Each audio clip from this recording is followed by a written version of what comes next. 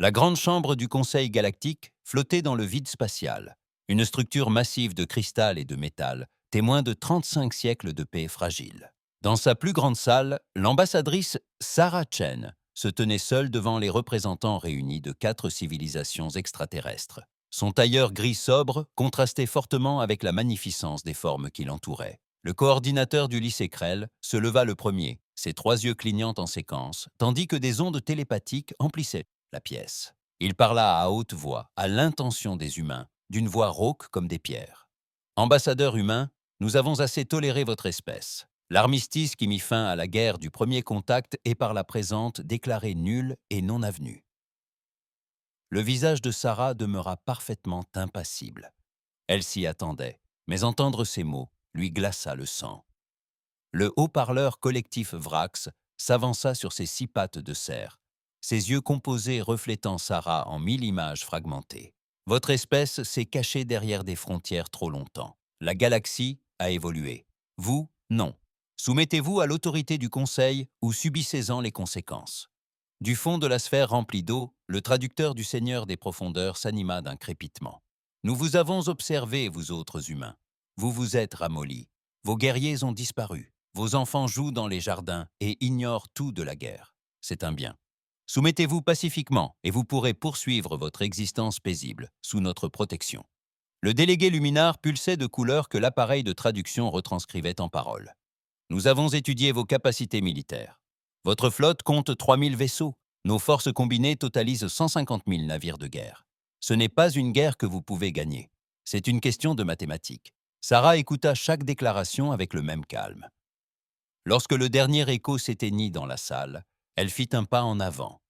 Les extraterrestres se raidirent, peu habitués au langage corporel humain, mais reconnaissant instinctivement les mouvements d'un prédateur. « Est-ce votre position finale ?» demanda Sarah d'une voix douce et claire. La présence télépathique de la coordinatrice du lycée Krell se pressa contre son esprit, tentant de lire dans ses pensées, à la recherche de peur. Elle y trouva tout autre chose, quelque chose qui la fit reculer. C'est décidé. Vous avez un cycle standard pour répondre. Profitez-en pour préparer votre reddition. Sarah Chen sourit. Ce n'était pas un sourire joyeux. Ce n'était pas un sourire effrayé. C'était le sourire froid de quelqu'un qui connaît un terrible secret. La température dans la pièce sembla chuter de plusieurs degrés.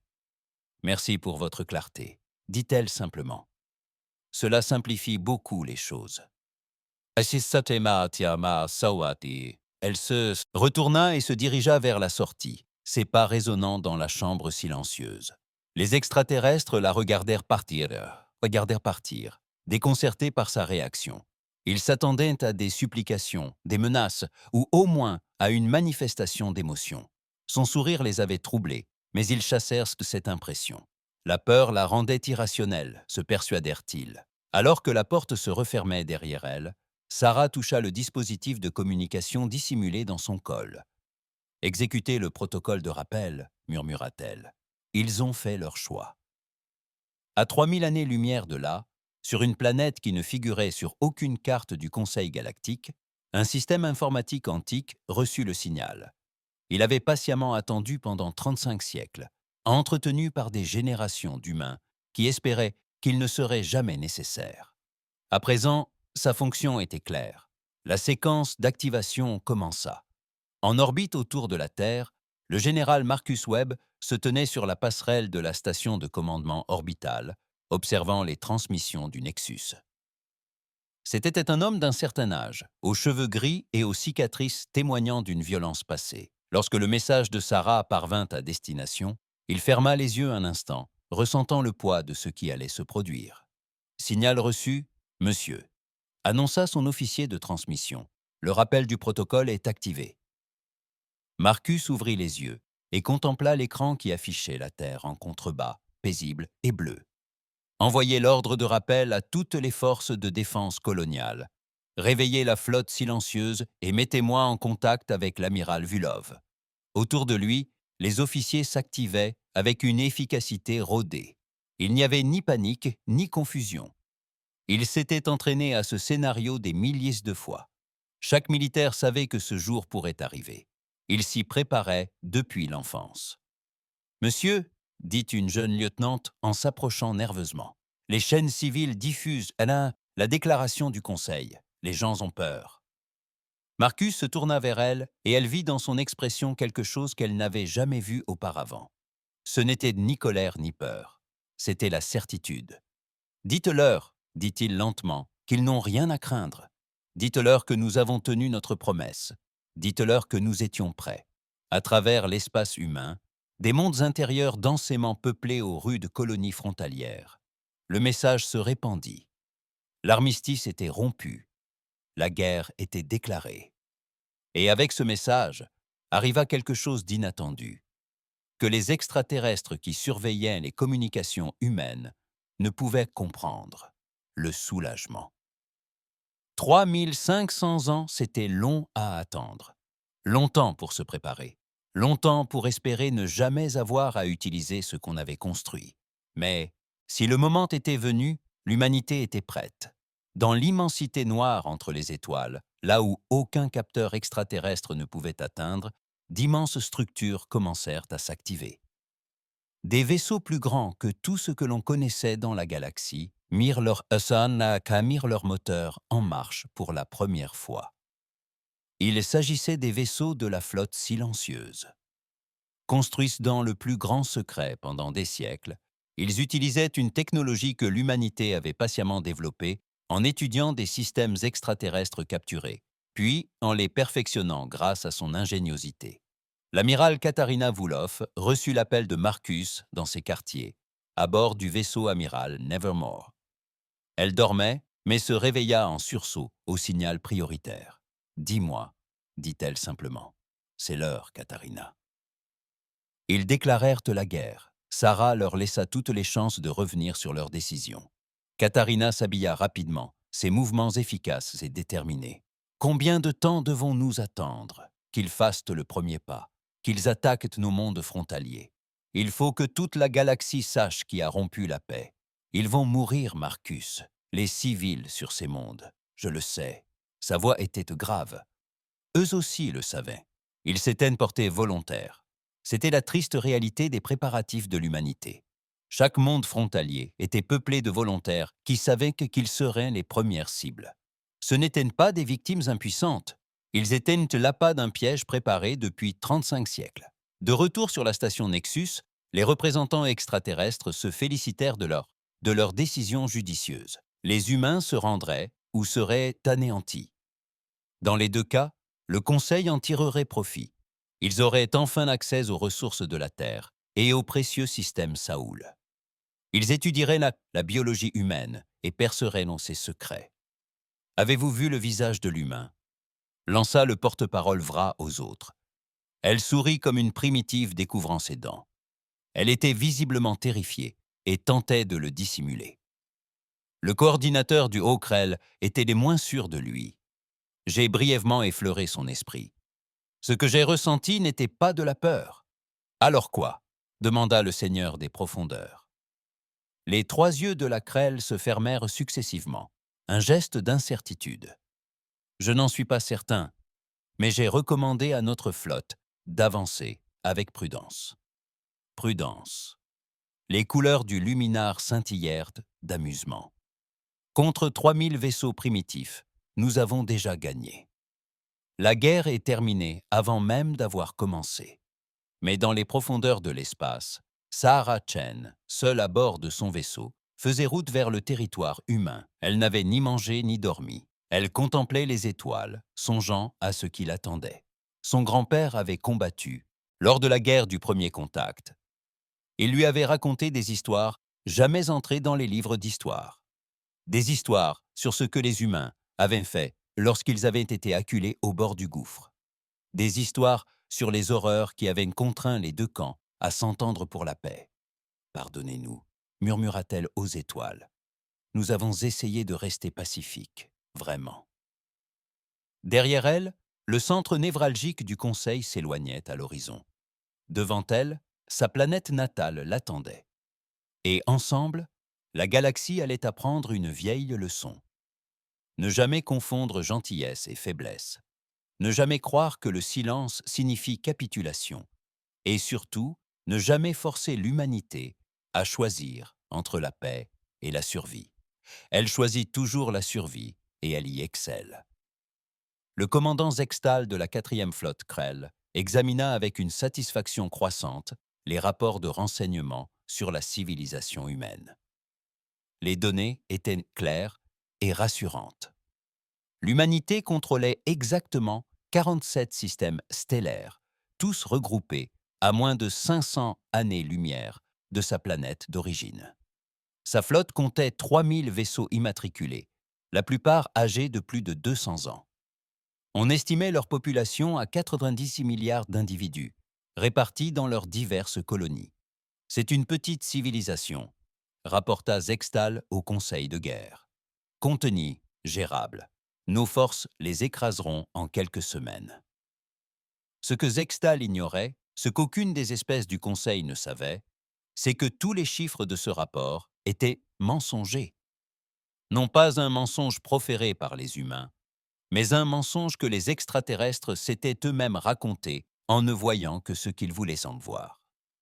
La vérité se déroulait lors d'une réunion bien différente, profondément enfouie sous la surface d'une lune nommée Sanctuaire 7, située dans un système si éloigné de l'espace du Conseil que même leurs vaisseaux les plus rapides mettraient 3 ans à l'atteindre.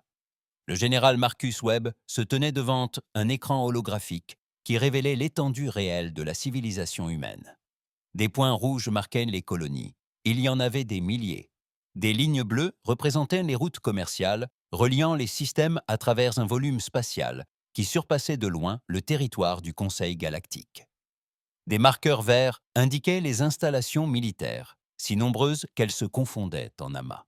Voilà ce qu'ils ignorent, dit Marcus aux officiers réunis. Voilà ce que nous ont apporté 35 siècles de paix, du temps, de l'espace et de la distance, loin de leurs regards indiscrets. L'amiral Katharina Volkov observa la scène avec l'œil d'une stratège. Lorsque nous avons signé l'armistice, nous avons promis de rester à l'intérieur de nos frontières. Nous avons tenu parole. Simplement, nous n'avons jamais défini précisément quelles étaient ces frontières. C'était techniquement vrai. L'armistice stipulait que l'humanité resterait sur le territoire convenu pendant toute la durée de la paix. Le Conseil avait supposé que cela désignait les 47 systèmes occupés par l'humanité à ce moment-là. Il n'avait jamais demandé confirmation à l'humanité, et celle-ci n'avait jamais fourni spontanément cette information.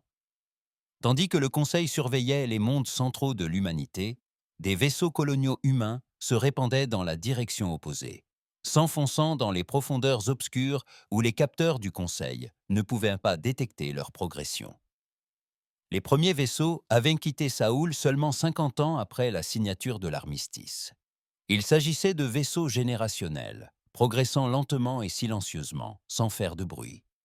Ils transportaient avec eux tout ce que l'humanité avait appris de la guerre.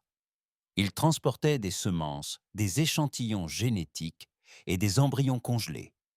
Mais surtout, ils avaient une mission: survivre à tout prix.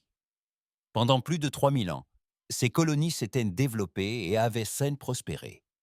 Elles avaient même construit leurs propres navires et envoyé leurs propres colons. Et comme ils étaient si loin des regards indiscrets du Conseil, ils avaient aussi construit autre chose: la flotte silencieuse. Marcus fit un geste et l'affichage changea. On y voyait désormais des profils de vaisseaux, d'immenses cuirassés, qui faisaient passer les plus grands vaisseaux du Conseil pour des jouets. Des porte-vaisseaux capables de déployer des milliers de plateformes d'armement de chasseurs équipés, d'une technologie que le Conseil n'avait jamais imaginée possible. Le Conseil pense que nous avons 3000 navires, dit l'amiral Chen, frère aîné de Sarah et commandant de la 3e flotte coloniale. Le nombre réel est plus proche de 170 000. Et contrairement à leur flotte, la nôtre est entièrement neuve.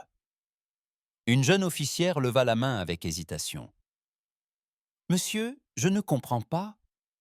Si nous avions autant de pouvoir, pourquoi sommes-nous restés cachés? Pourquoi avons-nous laissé le Conseil se croire supérieur? Marcus sourit tristement. Parce que nos grands-parents ont appris une terrible leçon lors de la guerre du premier contact.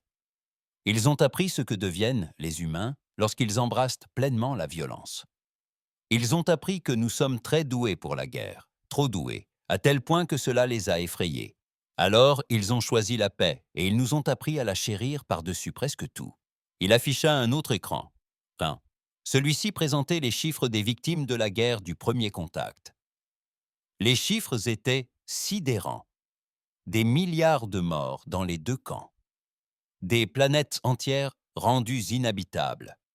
Des crimes de guerre dont les deux camps s'étaient engagés à ne plus jamais parler. Nous sommes restés cachés, car nous espérions ne jamais avoir à servir à quoi que ce soit. Marcus poursuivit. Nous avons construit tout cela par précaution, mais nous espérions que tout cela resterait lettre morte. Le Conseil vient de nous annoncer que nos prières n'ont pas été exaucées. Loin de là, sur Terre, le docteur Sarah Martinez travaillait dans un laboratoire enfoui, sous près de 5 kilomètres de roche. Sa spécialité était la xénobiologie, l'étude de la vie extraterrestre. Pendant 35 siècles, l'humanité a étudié ses anciens ennemis, leurs forces et leurs faiblesses, et a développé des moyens de les exploiter. Les Krell sont télépathes, expliqua-t-elle à son équipe de recherche. Ils utilisent des réseaux psychiques pour communiquer et coordonner leur flotte. C'est leur plus grande force, mais aussi leur faiblesse. Une impulsion de rétroaction neuronale bien conçue peut retourner leur propre télépathie contre eux. Elle lança une simulation montrant ce qui se produisait lorsqu'une flotte Krell rencontrait une telle impulsion. Le contre-coup psychique se propageait dans leur réseau télépathique comme un virus, paralysant des vaisseaux au sein de groupes de combat entiers. Les vracs sont une mentalité de ruche. Détruisez les nœuds royaux et les ouvriers seront désorientés et désorganisés. Les seigneurs des profondeurs ont besoin d'environnements aquatiques à haute pression. Percez leur coque et ils meurent en quelques secondes. Les luminaires communiquent par la lumière. Aveuglez-les et ils seront incapables de fonctionner. Un autre scientifique fronça les sourcils. C'est cruel. Allons-nous vraiment utiliser tout cela? Le docteur Martinez se tourna vers son collègue. Son expression était dure. Ils ont déclaré la guerre. Ils ont fait ce choix. Nous allons survivre. Si cela paraît cruel, c'est qu'ils auraient dû choisir la paix. C'était cela un autre aspect de l'humanité que le Conseil n'avait pas compris. Les humains pouvaient se montrer incroyablement bons, généreux et pacifiques. Ils pouvaient aussi être d'une cruauté absolue lorsque leur survie était en jeu. Le passage d'un état à l'autre n'était pas progressif. Il était instantané et total. De retour sur Sanctuary 7, Marcus reçut un message des mondes frontaliers. « Monsieur, les flottes du Conseil se massent près du système Tahiti. Nous estimons qu'elles attaqueront d'ici 72 heures. »« Bien, » murmura Marcus. « Commandant Tanaka, vous avez vos ordres. Faites-leur comprendre pourquoi leurs ancêtres ont accepté la paix. » Le commandant Yuki Tanaka était jeune pour un capitaine de vaisseau spatial, seulement 32 ans. Mais elle était issue d'une famille de guerriers dont la lignée remontait à d'innombrables générations. Son navire, le Remembrance, était officiellement un destroyer de l'ancienne flotte. Âgé de 300 ans, il était voué au désarmement. Officieusement, il avait été modernisé avec des systèmes d'armement qui n'existaient pas 3 semaines auparavant. Yuki, assise dans son fauteuil de capitaine, observait son équipage. 30 hommes et femmes, tous volontaires, tous conscients que cette mission était sans retour. « Quand ils arriveront, leur dit-elle, nous leur montrerons le prix de la trahison.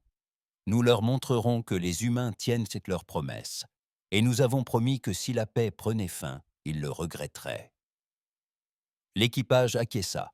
Aucun d'eux ne semblait effrayé. Ils paraissaient déterminés, concentrés, prêts. Dans les territoires du Conseil, les célébrations avaient là commencé. Les Krell diffusaient leurs intentions à travers leur empire. Ils allaient humilier les humains. Ils allaient les intégrer pleinement à la galaxie. Ils allaient montrer à ces créatures primitives ce qu'était la véritable puissance. Les reines Vrax pondaient des millions d'œufs, préparant ainsi des drones guerriers pour les forces d'occupation.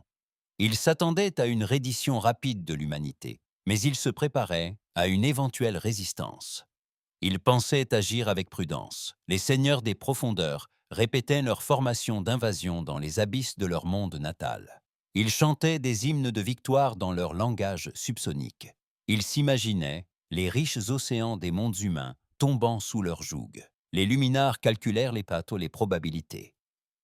Chaque simulation aboutit au même résultat, une victoire écrasante du Conseil.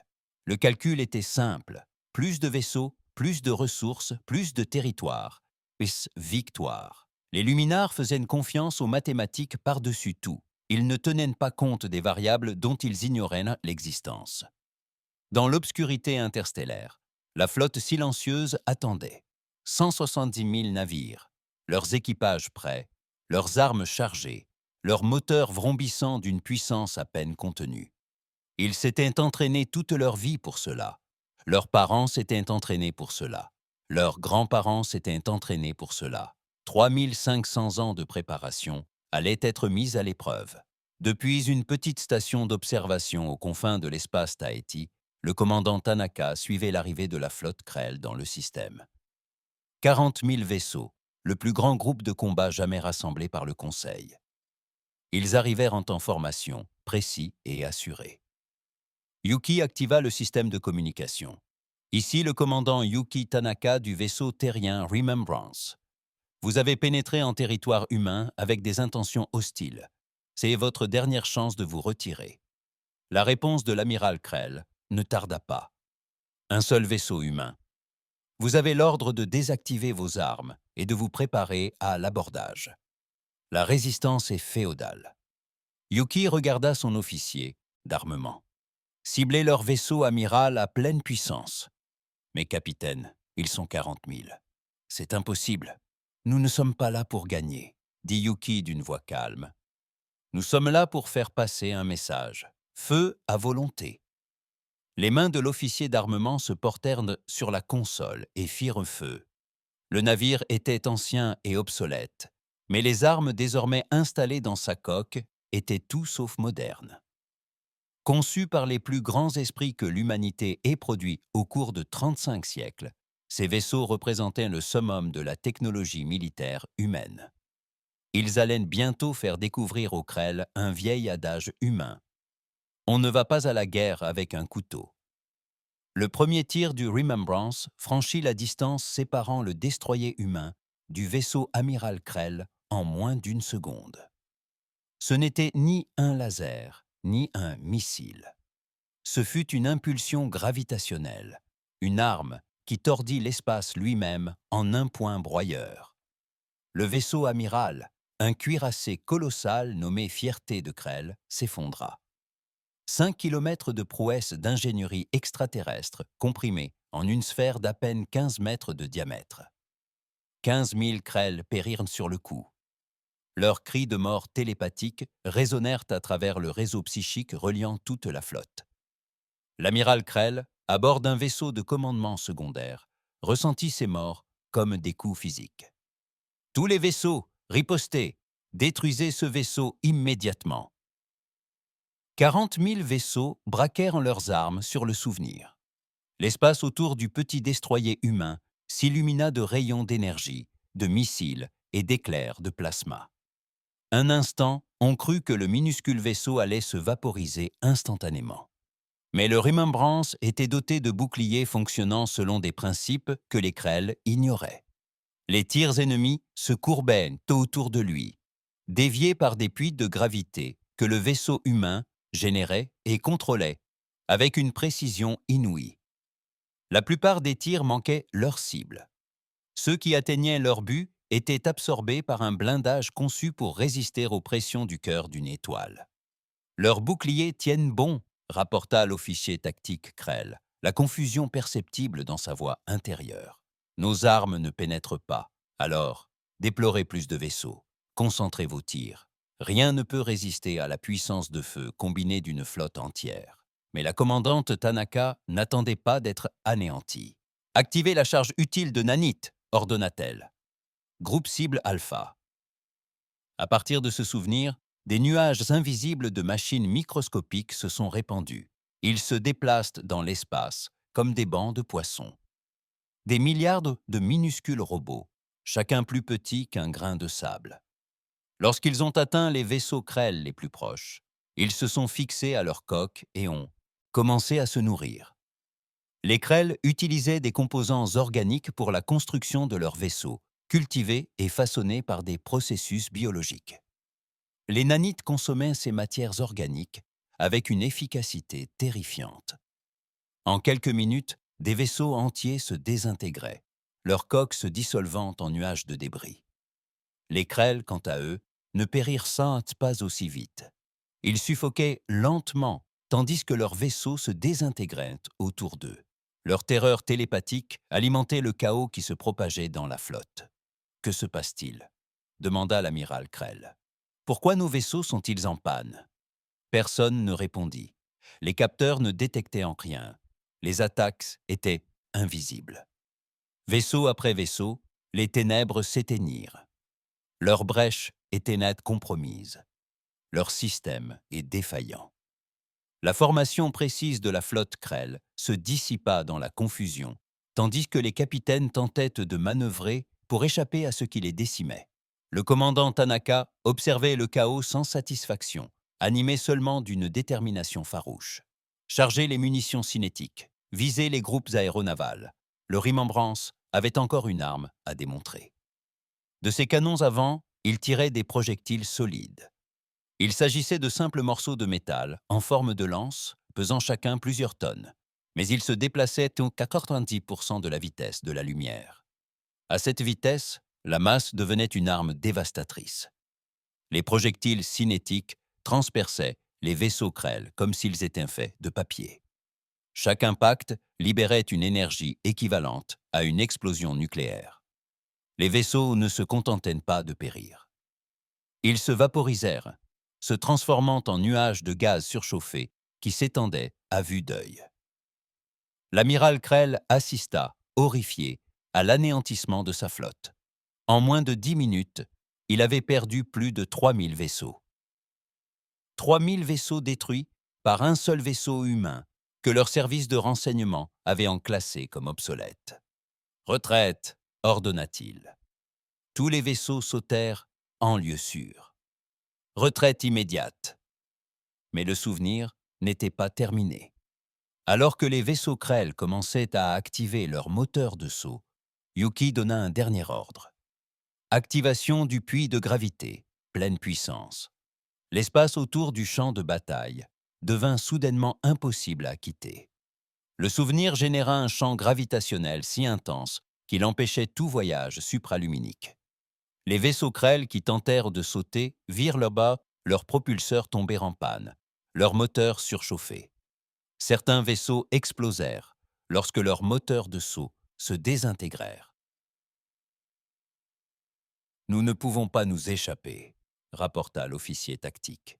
« Ils nous ont piégés. » L'amiral Krell ressentit une émotion qu'il n'avait jamais éprouvée en 3 siècles d'existence, une peur viscérale.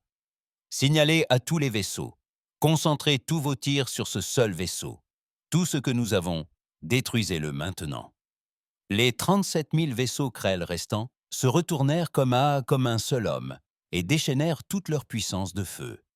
La puissance de feu combinée d'une flotte entière concentrée sur un seul point.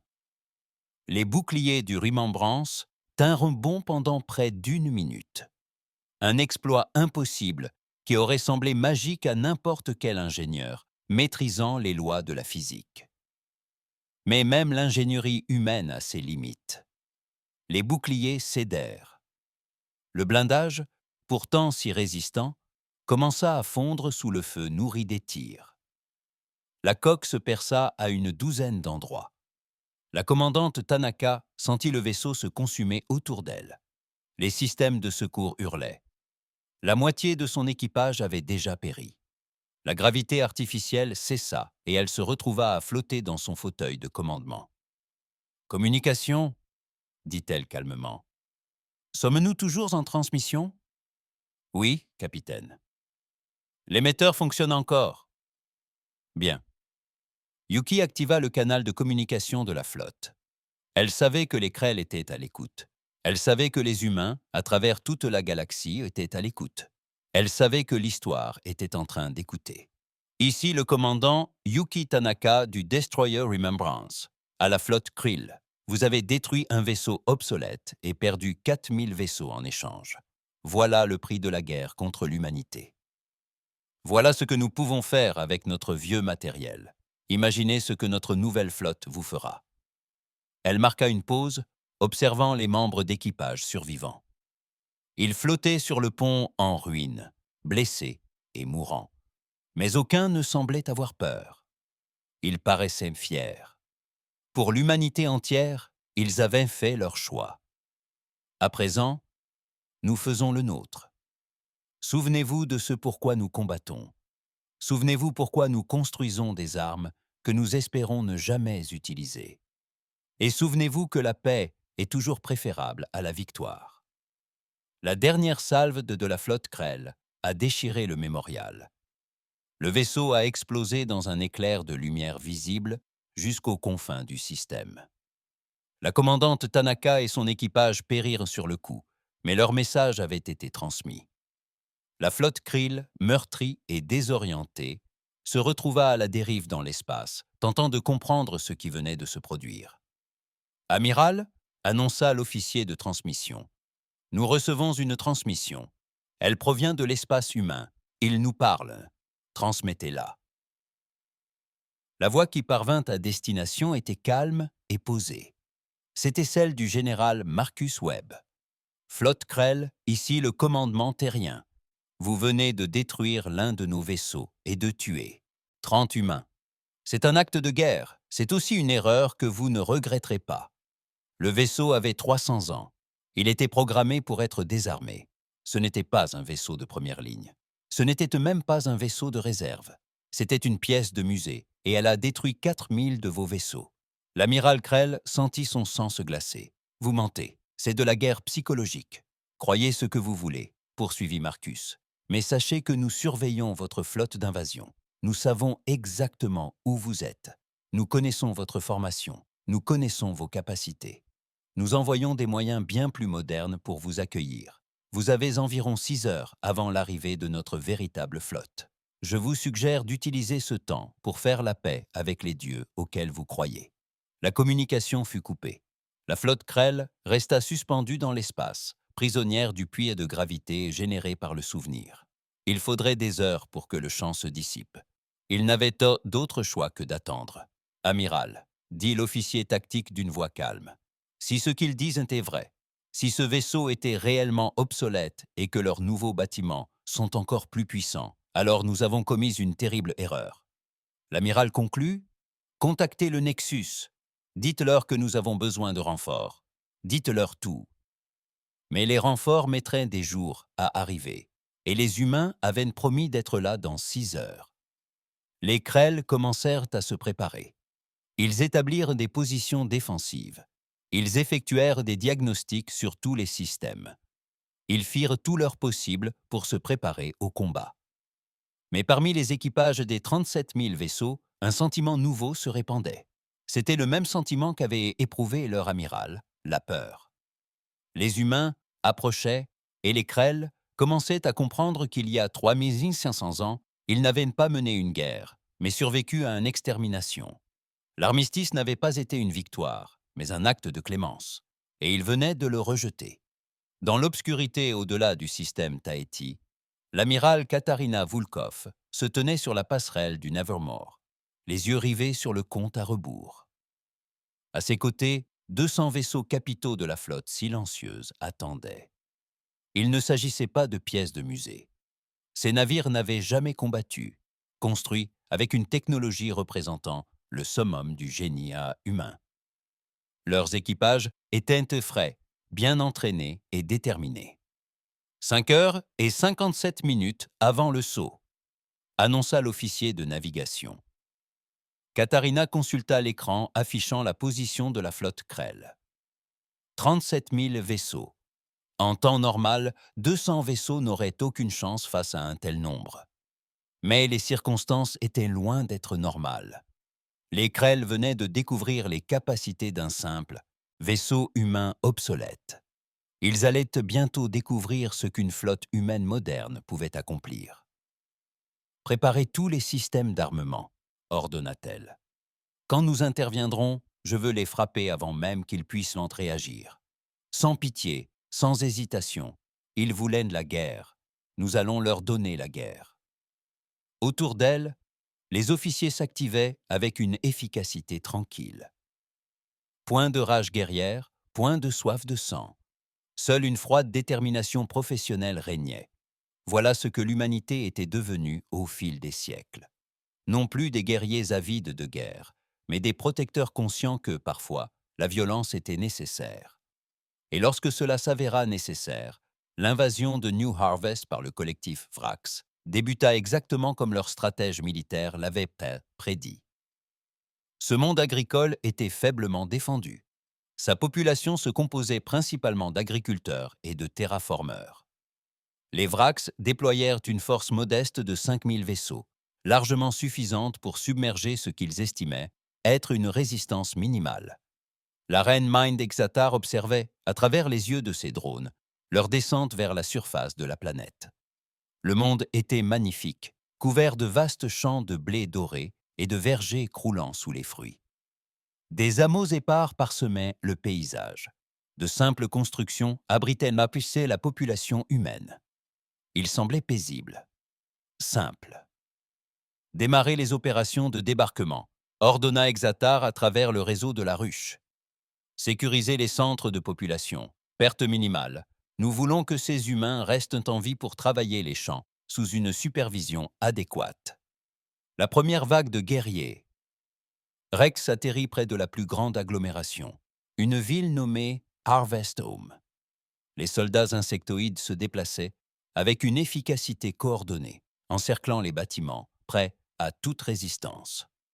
Des silhouettes humaines émergèrent des structures, les mains levées, en signe de reddition apparente. « C'est plus facile que prévu », rapporta un drone guerrier. Les humains obéissent. C'est alors que les champs de force explosèrent.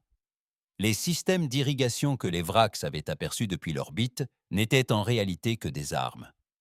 Sous les paisibles terres agricoles se dissimulaient des réseaux de défense installés lors de la fondation de la colonie. Des canons à plasma jaillissaient de bunkers cachés. Des batteries de missiles émergeaient de silos camouflés en entrepôts à céréales. Des boucliers énergétiques se déployaient au-dessus des colonies. La première vague de guerriers Rex périt en quelques secondes, vaporisés par des tirs d'armes qu'ils n'avaient pas vus venir. Les vaisseaux de débarquement, tentant de déployer des renforts, furent pris pour cible par des systèmes solaires qui n'auraient jamais dû exister sur une planète agricole. « Que se passe-t-il » demanda XFR. « Comment une colonie agricole peut-elle posséder des armes de qualité militaire ?» La réponse parvint d'une voix humaine diffusée sur toutes les fréquences. « Ici le colonel James Park, des forces de défense de New Harvest. Vous avez commis une grave erreur de renseignement. Chaque colonie humaine est une installation militaire. Chaque fermier humain est un soldat. Nous avons appris cette leçon il y a 3000 ans. Ne jamais construire ce qui ne peut se défendre. Le colonel Park avait 63 ans. Il cultivait du blé à New Harvest depuis 30 ans. Auparavant, il avait servi 20 ans dans les marines coloniaux. Avant cela, ses parents avaient été agriculteurs et soldats. Avant cela, ses grands-parents.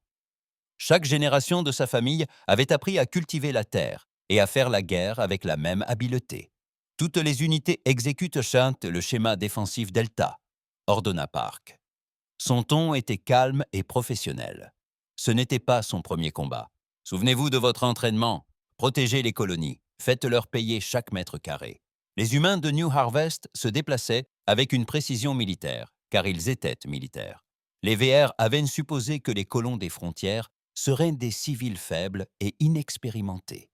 Ils s'étaient lourdement trompés. Sur New Harvest, chaque adulte avait passé des années au service militaire avant d'être autorisé à coloniser. Les enfants apprenaient à tirer avant même d'apprendre à lire. Telle était la réalité de l'expansion humaine. Dans cette galaxie dangereuse, l'humanité n'envoyait pas les faibles coloniser de nouveaux mondes. Elle envoyait les forts. Elle envoyait des vétérans. Elle envoyait des gens capables de construire une ferme le matin et de la défendre le soir. La flotte Verax en orbite assistait, désemparée, à la destruction systématique de ses forces terrestres.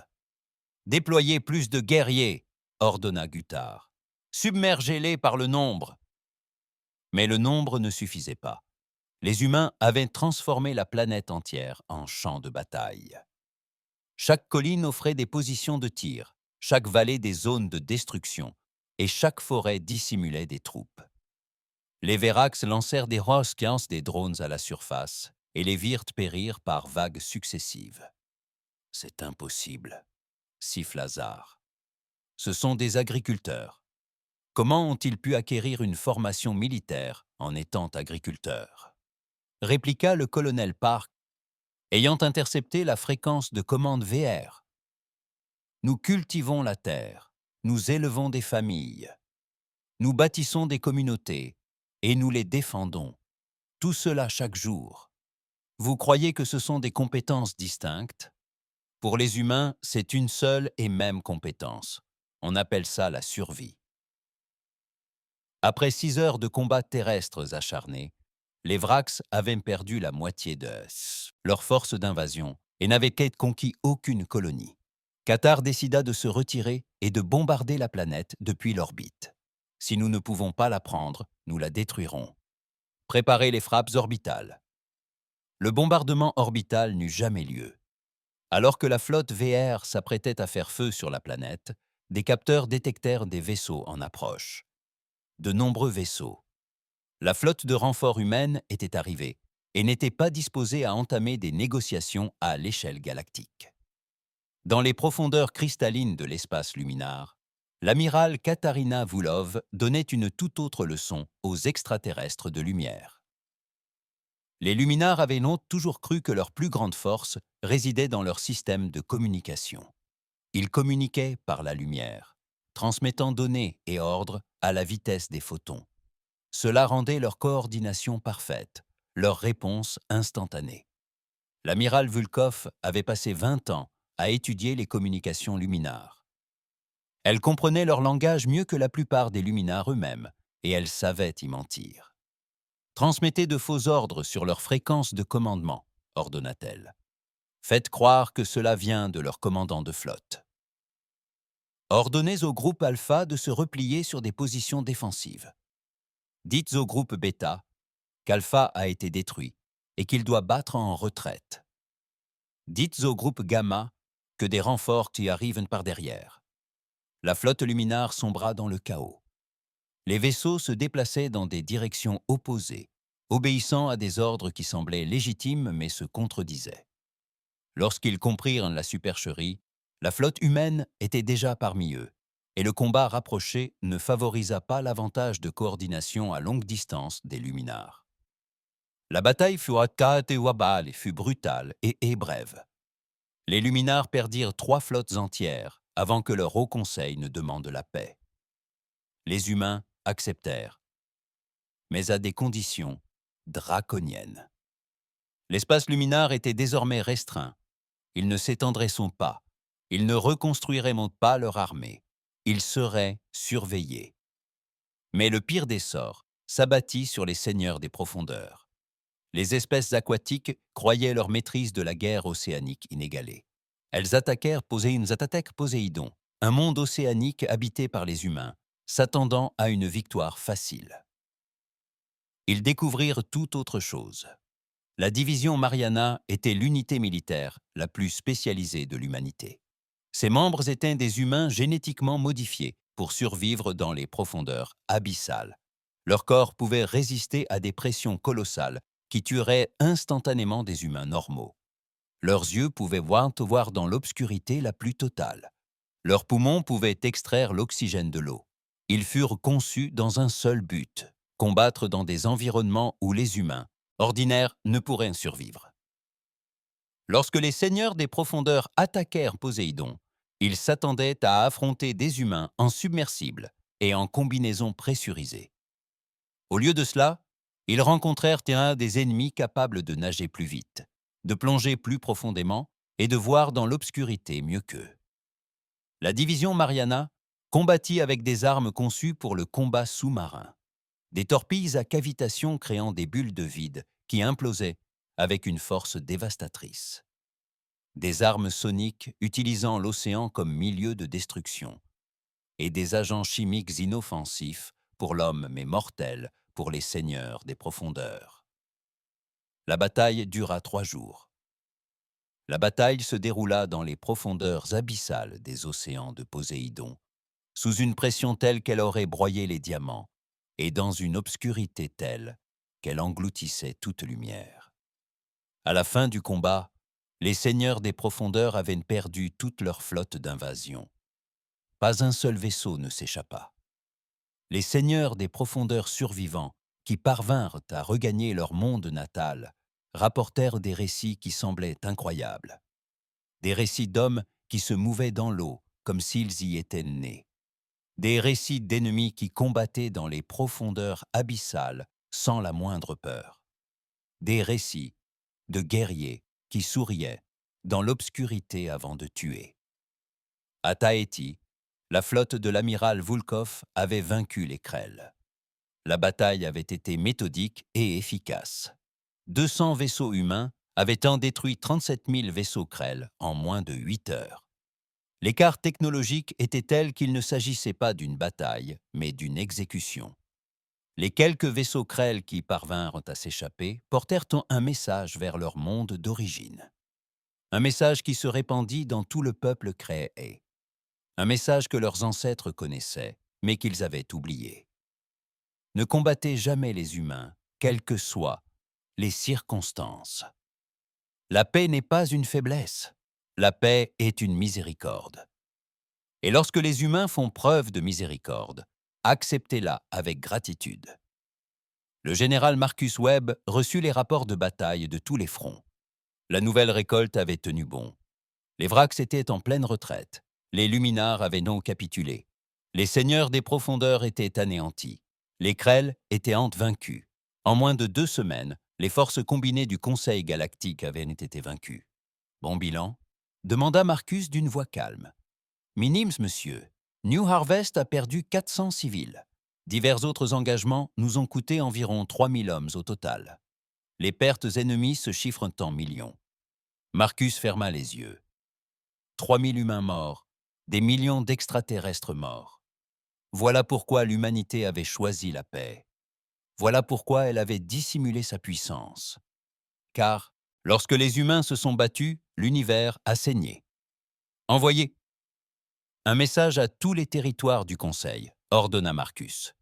Dites-leur que nous sommes prêts à discuter des conditions, mais insistez bien sur le fait que ces conditions seront les nôtres et non les leurs. À travers la galaxie, les espèces du Conseil, si confiantes 2 semaines auparavant, étaient désormais confrontées à la dure réalité de leur situation. 6 mois après la déclaration de guerre du Conseil, l'ambassadrice Sarah Chen traversait seule la plateforme d'atterrissage de la station Nexus. L'immense structure avait changé d'aspect. Des traces de brûlures d'armes humaines marquaient ces cristaux. En surface, des zones entières restaient plongées dans l'obscurité, là où les systèmes d'alimentation avaient été détruits lors du bref affrontement qui s'était déroulé 3 semaines auparavant. Ce combat n'avait pas été nécessaire. La station avait été abandonnée par son personnel extraterrestre. Mais lorsque les vaisseaux humains sont arrivés pour la sécuriser, les systèmes de défense automatisés se sont activés. Ces systèmes étaient désormais silencieux, tout comme tout ce qui avait tenté d'endiguer la progression de l'humanité. Sarah pénétra dans la salle du conseil et la trouva presque vide. Là où jadis s'étaient rassemblés des représentants de dizaines d'espèces, seules 4 silhouettes attendaient. Le haut coordinateur des Krells, l'esprit de la reine des Var, un représentant des Luminars et un seigneur des profondeurs solitaires dans un réservoir d'eau mobile. Ils étaient les seuls membres restants de la direction du Conseil. Ils regardèrent Sarah avec des expressions qu'elle ne leur avait jamais vues. De la peur, de la défaite et autre chose encore, de la compréhension. « Vous êtes venus », dit le coordinateur du lycée Krell. Sa présence télépathique était discrète, d'une neutralité soigneusement étudiée. Nous nous attendions à ce que vous dictiez simplement les conditions par voie de communication. Je suis venu parce que cette conversation mérite d'avoir lieu en face à face, répondit Sarah. Elle s'assit à la place de la délégation humaine, la même qu'elle occupait 6 mois auparavant, lors de la déclaration de guerre. Je suis venu car vous devez comprendre ce qui s'est passé et pourquoi. La pensée de la reine Vra se propagea. Nous comprenons parfaitement. Nous vous avons attaqué. Nous avons perdu. Vous étiez plus fort. C'est la loi de l'univers. Non, répondit Sarah fermement. Ce n'est pas la leçon à tirer. Vous n'avez pas perdu parce que nous étions plus forts. Vous avez perdu parce que vous n'avez pas compris ce que signifie la force. Elle activa un écran holographique. Il montrait des images de la guerre du premier contact, il y a 3500 ans. Les images étaient horribles. Des planètes en flammes, des vaisseaux détruits, des morts, milliards de morts, des crimes de guerre commis par les deux camps. Voilà ce qui s'est passé lorsque nos deux civilisations se sont rencontrées, dit Sarah. Voilà à quoi ressemble une guerre entre espèces spatiales, quand aucun camp ne capitule. L'anéantissement total, la destruction complète, la fin de tout. Le représentant luminaire affichait des couleurs vibrantes, synonymes de confusion. Mais vous avez gagné cette guerre. Nos archives attestent de la victoire de l'humanité. Nous étions en train de gagner. Sarah corrigea. Ce n'est pas la même chose? Oui, nous étions en train de gagner. Nous détruisions vos flottes plus vite que vous ne pouviez les construire. Nous conquérions vos mondes. Nous étions sur la voie de la victoire totale. Elle marqua une pause. Et cela nous détruisait. Elle changea l'affichage pour montrer des archives humaines internes de cette époque. Rapports psychologiques, statistiques des pertes, témoignages de soldats craquants, incapables de continuer le combat, mais contraints de le faire malgré tout. Plainte pour dysfonctionnement éthique de la part de commandants ayant reçu l'ordre de commettre des atrocités. Cette guerre nous a fait une découverte sur nous-mêmes. Sarah poursuivit. Nous avons découvert que les humains sont extrêmement doués pour la violence. Nous avons une capacité de guerre qui nous terrifiait nous-mêmes. Nous aurions pu vous anéantir. Chaque monde, chaque vaisseau, chaque membre de chaque espèce qui s'opposait à nous. Nous avions les armes. Nous avions la volonté. Nous avions l'avantage. Alors pourquoi vous êtes-vous arrêtés? Demanda le Seigneur des profondeurs par l'intermédiaire de son interprète. Parce que nous avons vu ce que nous devenions et avons décidé que nous ne voulions pas de cela. Nous avons choisi de nous arrêter. Nous avons proposé l'armistice non pas par besoin de paix, mais pour nous prouver que nous étions plus que de simples tueurs efficaces. Sarah se leva et se dirigea vers le centre de la salle. Pendant 3500 ans, nous avons cherché à être meilleurs que durant cette guerre. Nous avons fabriqué des armes, certes. Nous nous sommes préparés à ce jour, certes, mais nous espérions qu'il n'arriverait jamais. Nous espérions que l'armistice devienne définitif. Nous espérions que la paix deviendrait la norme dans la galaxie. Les 3 yeux du coordinateur de Krill High clignèrent successivement. Alors nous avons détruit quelque chose de précieux. Nous avons anéanti un élément auquel les deux camps tenaient. C'est vrai, acquiesça Sarah. Et maintenant, nous devons reconstruire. Mais ce ne sera pas pareil. Ce ne peut pas être pareil. Vous avez prouvé que l'ancien système ne fonctionne pas. Elle afficha un document. Voici les conditions de l'humanité. Elles sont non négociables. Vous les acceptez ou nous les appliquons. Les conditions étaient simples, mais absolues. Le Conseil galactique fut dissous sur le champ. Chaque espèce retournerait dans son système d'origine et établirait une zone frontalière de 500 années-lumière autour de son territoire. Aucun vaisseau militaire ne serait autorisé dans ces zones. L'humanité patrouillerait l'espace neutre pour veiller au respect de ces règles. Toute espèce qui enfreindrait ces conditions serait considérée comme ayant déclaré la guerre à l'humanité, et la riposte de cette dernière serait immédiate et totale. Vous vous érigez en police de la galaxie, protesta la reine Vraxmine. Vous instaurez une tyrannie. Non, répondit froidement Sarah. Nous rétablissons l'ordre. Vous avez eu l'occasion de prouver que vous pouviez coexister pacifiquement. Vous avez choisi la guerre. Voilà la conséquence de ce choix. Elle s'adressa à chaque représentant tour à tour, s'assurant qu'ils aient bien compris. Nous ne voulons pas de votre territoire. Nous ne voulons pas de vos ressources. Nous ne voulons pas vous dominer. Nous voulons que vous rentriez chez vous et que vous y restiez. Nous voulons que vous reconstruisiez vos civilisations. Nous voulons que vous prospériez, mais loin de nous et loin les uns des autres. Et si nous refusons, demanda le luminard. Alors nous ferons ce que nous avons fait à vos flottes, répondit simplement Sarah. Nous anéantirons complètement vos capacités militaires. Nous stationnerons des forces dans vos systèmes. Nous occuperons vos mondes. Nous préférerions ne pas le faire, mais nous le ferons si nécessaire. Un silence pesant suivit. Les représentants extraterrestres échangèrent des regards, communiquant chacun par leurs propres moyens. Finalement, le coordinateur de Krill High prit la parole au nom de tous. Nous acceptons vos conditions. Nous retournerons dans nos systèmes d'origine. Nous nous soumettrons à votre surveillance. Nous ne demandons qu'une seule chose. Laquelle? Dites-nous pourquoi vous avez fait preuve de clémence il y a 3000 ans. Dites-nous pourquoi vous ne nous avez pas simplement anéantis quand vous en aviez l'occasion. Nous avons besoin de comprendre. Sarah resta silencieuse un long moment. Quand elle parlait, sa voix était plus bas. Ses voix étaient plus douces. Parce que mon arrière-arrière-grand-mère a combattu pendant cette guerre. Elle a été capitaine de navire. Elle a détruit des centaines de vaisseaux Krell. Elle a tué des milliers des vôtres. Et quand l'armistice a été signé, elle a pleuré pendant 3 jours d'affilée. Non pas parce qu'elle avait perdu, mais parce qu'elle avait gagné. Car elle était devenue capable de tuer des milliers de personnes sans éprouver le moindre remords. Elle fixa les Krell droit dans les yeux. Elle consacra le reste de sa vie à enseigner aux enfants que la paix était précieuse, que la violence était parfois nécessaire, mais jamais justifiée, et que le pouvoir de détruire n'impliquait pas le droit de détruire. Elle m'a fait promettre, quand j'étais jeune, que si jamais j'avais le choix entre la guerre et la paix, je choisirais toujours la paix. J'ai tenu cette promesse aussi longtemps que possible. Vous m'avez forcé à la rompre.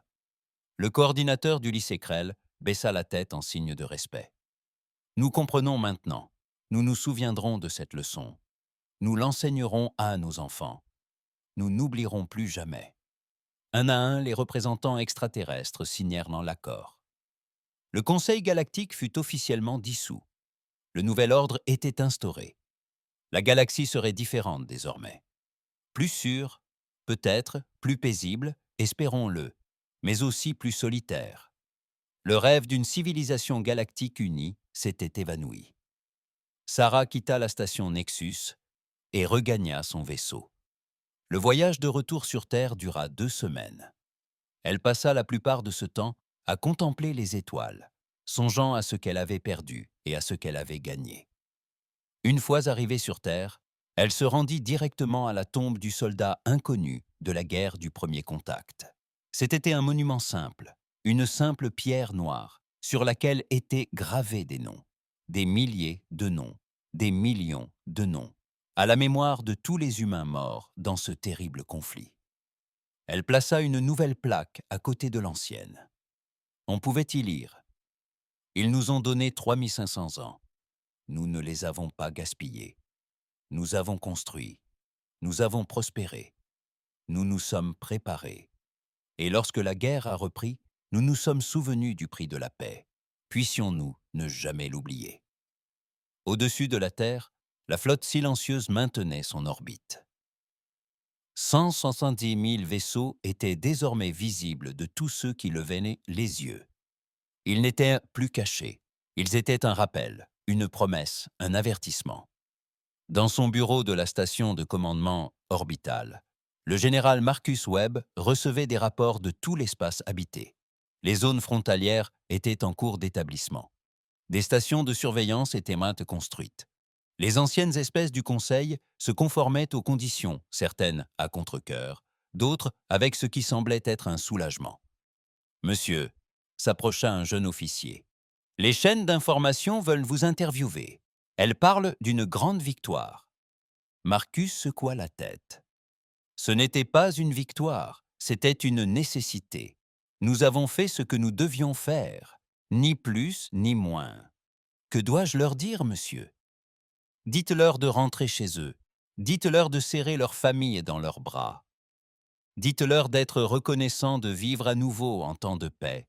Et dites-leur de prier pour que cela dure plus longtemps que la dernière fois. À New Harvest, le colonel James Park retourna à sa ferme. Les champs avaient été endommagés pendant la bataille, mais ils pouvaient être réparés. Il passait ses journées à planter à des nouvelles cultures et ses soirées à enseigner à la génération suivante comment les défendre. Les enfants écoutaient attentivement, comprenant que l'agriculture et le combat n'étaient pas des compétences distinctes. Au sein du collectif Vrax, la reine Mine XR pondait des œufs qui donneraient naissance à une nouvelle génération de drones. Mais désormais, en plus de leur entraînement de guerriers, ces drones apprendraient quelque chose de nouveau. Les humains. Ils apprendraient ce qui se passe lorsqu'on pousse des espèces pacifiques à s'affronter. Ils apprendraient à apprécier la paix,